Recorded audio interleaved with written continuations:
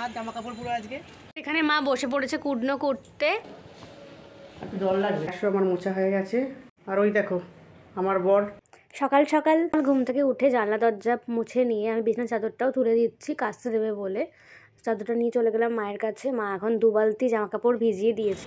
দেখো জামা কাপড় সব মেলা হয়ে গেছে। এক ছাদ জামা কাপড় পুরো আজকে ভর্তি একদম। আর আজকে রোদটা এত ভালো দিয়েছে কি বলবো, আজকে একদম মানে নিচে আমার নাবতে ইচ্ছা করতে রাখবো, মনে হচ্ছে ছাদেই বসে থাকি। আর রান্না বান্না তো করতে ইচ্ছা করছে না, রোদটা এত ভালো লাগছে না গায়ে। এখানে মা বসে পড়েছে কুটনো করতে। তো দেখো এখানে রয়েছে কি বলে এটাকে, বাঁধাকপি, শিম, আলু, তারপর ওখানে ফুলকপিগুলো মানে তুলে রেখেছে কেটে কুট। তারপরে সব কুটনো কাটা হয়নি, তো যেটা কাটা হয়ে গেছে সেটাই এখন বসাবো। এই যে এই দেখো এটা বাঁধাকপির চচ্চড়ি হবে শিম আলু দিয়ে, এটা বসিয়ে দিই। তারপর আবার এটা বসিয়ে দিয়ে আবার বাকি কুটনোগুলো কাটবো। আর এই যে আজকে সুজির উপমা হয়েছিল জলখাবারে, এটা বেঁচে গেছে, এটা সন্ধ্যেবেলা মেয়ে খেয়ে নেবে। এদিকে দেখো চচ্চড়িটা হয়ে গেছে আমার, একটু ভাজা ভাজা করে এটাকে নামাবো। আর ওখানে এখানে ডাল সেদ্ধ করে নিয়েছি, এটা একটা টমেটো দিয়েছিলাম, দেখো সেদ্ধ হয়ে গেছে। এটা 5 মিশালি ডাল, এটা ভালো করে ঘিটে নেবো টমেটোটা, তারপর ফোড়ন দিয়ে সাঁতরে নেবো। ডালটা সাঁতরাবো, জিরে আর একটু শুকনো লঙ্কা ফোড়ন দিয়ে দিচ্ছি। এবার ফোড়নটা হয়ে গেছে, ডালটা ঢেলে দেবো।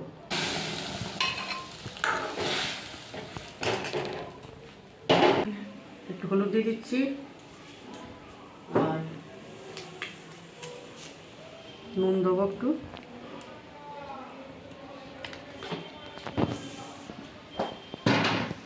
চিনি অল্প করে দেবো একটু,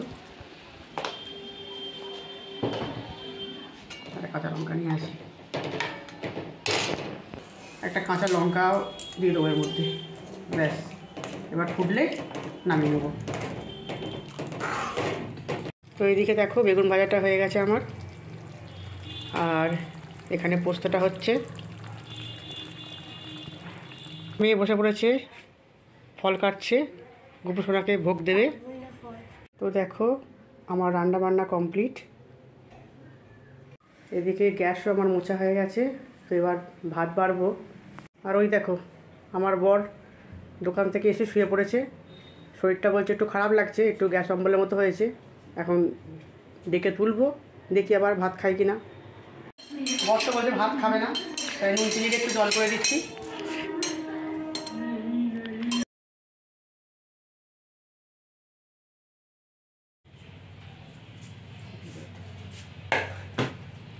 তো ভাত বাড়া হয়ে গেছে, দেখো এবার খেতে বসবো। বর তো বলছে বললো খাবো না, দিয়ে দিয়েছি নুন চিনির জল, তো কী আর করবো।